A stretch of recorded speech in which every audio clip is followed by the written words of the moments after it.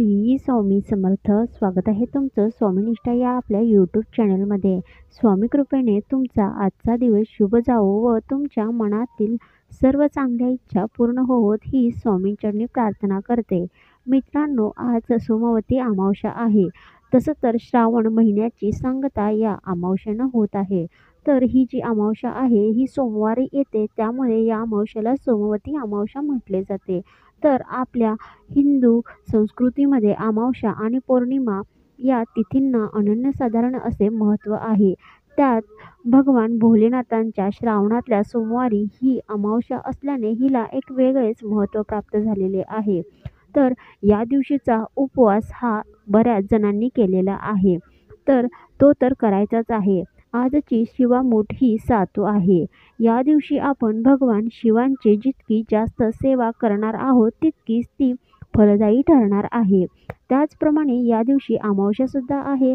तर या अमावस्येला आपण आपल्या घरामध्ये सुख, शांती, समृद्धी येण्यासाठी वेगवेगळे उपाय करत असतो. कारण शास्त्र मान्यता अशी आहे की अमावस्या आणि पौर्णिमा या तिथींना केले जाणारे उपाय, सेवा हे फलद्रूप होतात. कारण वातावरणामध्ये तयार होणाऱ्या सकारात्मक शक्ती, नकारात्मक शक्ती या उपायांना लवकर प्रतिसाद देत असतात.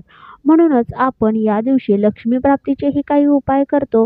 त्याचप्रमाणे आपल्या घरातील नकारात्मक शक्ती जाण्यासाठी सुद्धा काही उपाय करत असतो. तर प्रत्येक घरामध्ये काही ना काही प्रमाणात नकारात्मक ऊर्जा ही असतेच. या नकारात्मक ऊर्जेचा प्रभाव हा घरात राहणाऱ्या प्रत्येक व्यक्तीवर कमी जास्त होत असतो. या नकारात्मक ऊर्जेमुळेच घरामध्ये सतत आजारपण असणे, घरामध्ये लक्ष्मी न येणे, घरामध्ये आल्यानंतर मानसिक संतुलन बिघडणे, घरामध्ये सतत क्लेश, कलह होणे, तसेच लहान मुले हे सतत रडणे, चिडणे, किरकिर करणे या गोष्टी करत असतात.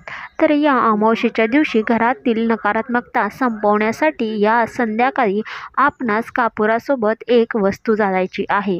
तर याचीच माहिती आपण या व्हिडिओमध्ये पाहणार आहोत. तर ही व्हिडिओ शेवटपर्यंत पहा व तुम्ही जर चॅनलवर नवीन असाल तर चॅनलला सबस्क्राईब करा. तसंच समोरचं जे बेल आयकॉन आहे त्याच्यावरही प्रेस करा, जेणेकरून मी जे नवनवीन व्हिडिओ टाकते त्या व्हिडिओचं नोटिफिकेशन तुम्हाला येत राहील व तुम्ही माझा कोणताच व्हिडिओ मिस नाही करणार. तर बघा, कोणतेही उपाय, सेवा करण्यासाठी आपण आपल्या घरातली परिस्थितीसुद्धा तपासली पाहिजे.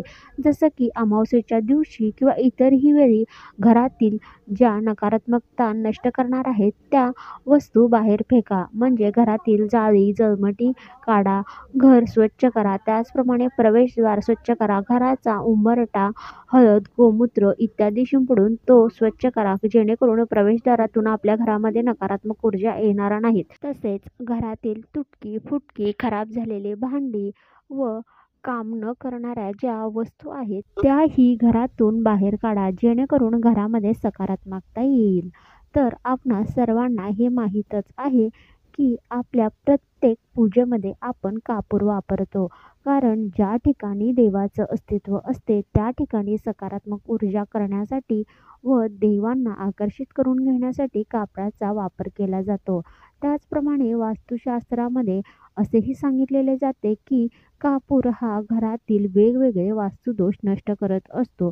त्याचप्रमाणे वातावरणातील जे सूक्ष्म जीवाणू, जंतू आहेत तेही कापरामुळे नष्ट होत असतात. कापराचे वेगवेगळे आणि चमत्कारिक असे उपाय सांगितलेले आहेत. तर या अमावस्येच्या दिवशी काय करायचं आहे, जर तुम्ही सकाळची देवपूजा केली असेल तर उत्तमच, परंतु हा उपाय करण्याच्या अगोदर प्रथम देवपूजा करा, जेणेकरून तुमचं मन प्रसन्न होईल. त्यानंतर काय करायचं आहे, देवासमोर बसायचं आहे. सायंकाळच्या वेळी करावयाचा उपाय आहे. संध्याकाळी 6 नंतर तुम्ही हा उपाय करायचा आहे. देवघरासमोर बसायचं आहे. 5 किंवा 7 कापराच्या वड्या घ्या. त्याचप्रमाणे 3 किंवा 7 लवंग घ्यायच्या आहेत आणि 1 विलायची घ्यायची आहे, ज्याला वेलदोडेसुद्धा म्हटले जाते. जी हिरव्या कलरची आहे ती अख्खी घ्यायची आहे.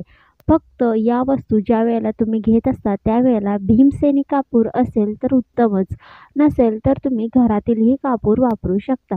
ज्या लवंगा आहेत त्या अखंड असाव्यात, त्या तुटलेल्या, त्याचे फूल पडलेल्या नसाव्यात. त्याचप्रमाणे जी वेलदोडे आहे ते सुद्धा व्यवस्थित असावं.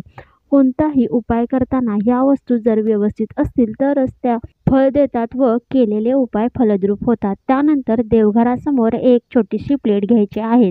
त्यामध्ये थोड्याशा अक्षता ठेवायच्या आहेत. अक्षता ठेवल्यानंतर त्यावर या कापराच्या वड्या ठेवायच्या आहेत व जे लवंग आहेत त्या लवंग ठेवायच्या आहेत व वेलची ठेवायची आहे. त्यानंतर हे सर्व जे आहे ते संध्याकाळी 6 वाजता करायचं आहे आणि तो जे आहे कापूर आहे तो प्रज्वलित करायचा आहे व त्याचा संपूर्ण तुमच्या घरातील कानाकोपऱ्यामध्ये त्याचा जो धूर आहे तो पसरवायचा आहे व तुमच्या घरातील निगेटिव्हिटी निघून जाऊ दे अशी प्रार्थना करायची आहे. अशा पद्धतीने कापूर घरामध्ये सर्वत्र जाळल्यामुळे त्याचा जो धूर आहे त्याने घरातील नकारात्मक शक्ती निघून जाण्यास मदत होते. तर अमावस्येच्या दिवशी करावयाचा असा हा साधा सोपा उपाय आहे. असेच काही सणवार, व्रत, वैकल्ये, उपाय, तोडगे यांची माहिती आपल्या चॅनलवर मी देत असते. तर अशाच प्रकारच्या नवनवीन व्हिडिओसाठी चॅनलला सबस्क्राईब करा. तसंच समोरचं जे बेल आयकॉन आहे त्याच्यावर सुद्धा प्रेस करा जेणेकरून व्हिडिओचं नोटिफिकेशन तुम्हाला येत राहील.